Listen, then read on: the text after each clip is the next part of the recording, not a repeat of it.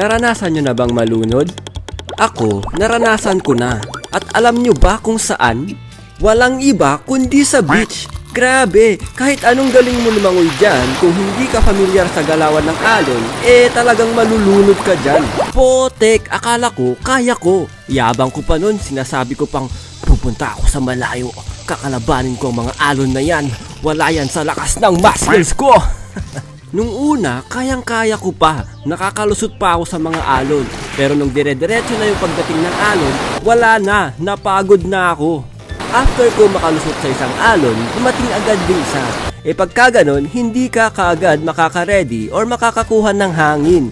Potek, pagkatama ng alon sa akin, gumulong-gulong talaga ako sa loob ng tubig. Muntik pa nga matanggal yung short ko dahil sa lakas ng alon Tapos eto na, pagod ka na 'di ba? Gusto mo nang bumalik sa pangpang.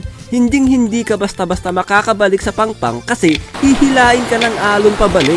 Mauubos yung lakas mo at ito ang magiging dahilan ng pagkalunod mo. Pag desperado ka pang makasurvive, hahawakan mo na yung likod ng kasama mo na nagpapakahirap din bumalik sa pangpang. Naranasan ko din muntik malunod sa ilog at swimming pool. Pag meron kaming naispatan na malalim na part sa ilog, sinusubukan namin si Sidin. Magtuturuan pa kayo dyan, diba? Kung sino magme-measure kung gaano kalalim. Syempre, dahil pakitang gilas tayo dyan, sinubukan ko si Sidin.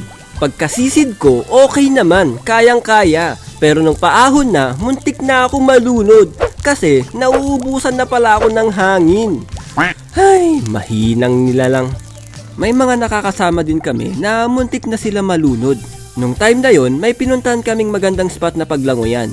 Tapos itong dalawa naming kasama ay gusto din maligo sa ilog.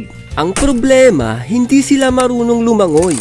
Pero syempre, dahil tropa, go lang, bahala na. Ang mahalaga, masaya sila.